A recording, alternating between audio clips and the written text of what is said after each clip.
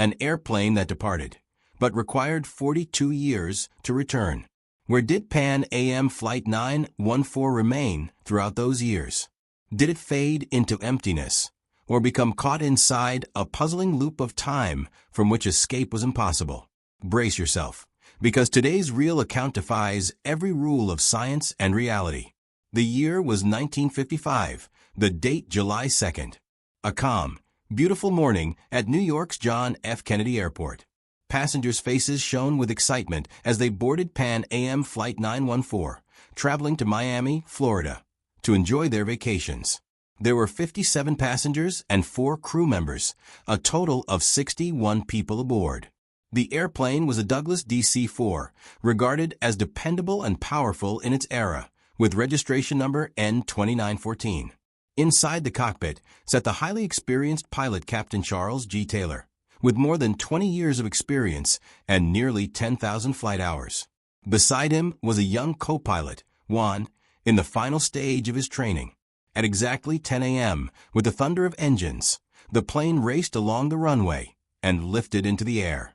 Passengers loosened their seatbelts and relaxed, some sipping coffee, some reading newspapers, children smiling as they watched the clouds. Everything felt flawless. No one had any idea that within moments, this joyful journey would turn into a nightmare. At 10,000 feet, the plane vanished into the clouds. Everything seemed normal until the real story began. About 40 minutes after takeoff, while cruising above the Atlantic Ocean, screams suddenly echoed from the first-class cabin.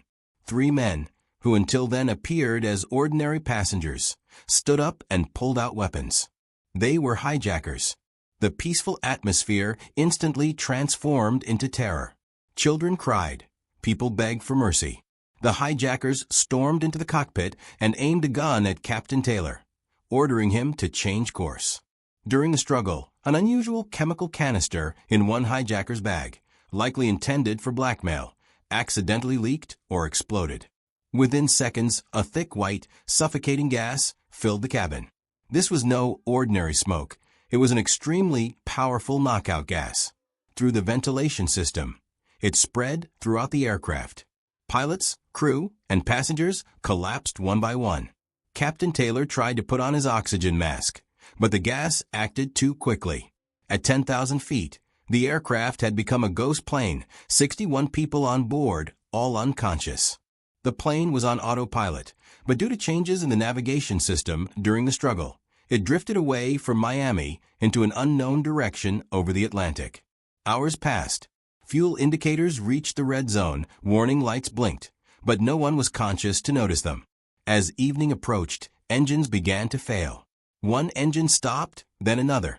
The roar of engines faded, replaced by the sound of rushing wind. The plane was no longer flying. It was gliding like a massive kite, gravity slowly pulling it toward the ocean. Breaking through the clouds, only endless blue water lay below. Death was certain, but fate had other plans. Through the mist, a lush, deserted island appeared. Landing gear could not be deployed. A belly landing was the only option. The plane slammed into shallow water and sand, sparks flying. One wing shattered against rocks, but miraculously, there was no fire. Fresh air entered the cabin, weakening the gas. Slowly, survivors regained consciousness. The scene was horrific. Out of 61 people, 24 died, including some elderly passengers and the hijackers. 37 survived. They staggered out through emergency exits and froze. This was not Miami. It was a remote, wild island. Endless ocean on one side, dense jungle on the other. The radio was dead. No food, no water, no idea where they were. Luxury had turned into a struggle for survival. The first 48 hours were hell. Food and snacks were gone. Weeks turned into months. City dwellers were forced to eat raw fish, crabs, even jungle rats. Using plain wires and seat covers, they made fishing nets and spears. They formed a small constitution and council. Here, wealth meant the ability to hunt or find water. They lived in the plane wreckage, protecting engines with animal fat to prevent rust, foresight that would save them decades later. Years passed. 5, 10, 15. People died from illness and age. Medicines ran out. Jungle herbs became their only cure. A small cemetery was created. Yet life continued. 11 children were born on the island. Children who had never seen cities, schools, or cars. For them, New York and Florida were only stories. After 20 years, an aging engineer realized his knowledge must be passed on. Fuel was gone, but they created ethanol from sugarcane and wild potatoes through fermentation, slowly collecting hundreds of gallons. They cleared jungle to build a 1,000-foot runway, a task that took 5 years. The plane was stripped to reduce weight. Seats, panels, everything unnecessary was removed.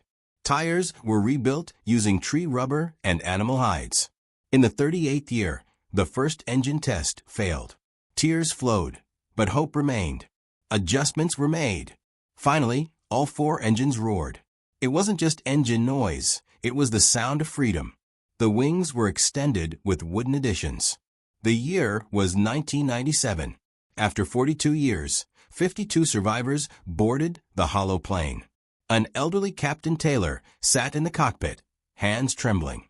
Beside him was the once young co-pilot, now middle-aged. Pan AM 914 took off again. When Miami Air Traffic Control spotted an unidentified old aircraft, chaos erupted. Without a modern transponder, the ghost plane landed. When the door opened, the world was stunned. Elderly survivors and primitive-looking youth stepping out together. Families who believed them dead for decades ran forward. The reunion was so emotional that even police officers and doctors had tears in their eyes. 42 years. One island. Unbreakable human will. The story of Pan AM Flight 914 proves that as long as hope lives, humans can overcome even death. Friends, this story teaches us that no matter how great the hardship, human determination can defeat it. If this story moved you, please like the video. And if you want more true, mysterious survival stories, stay with me.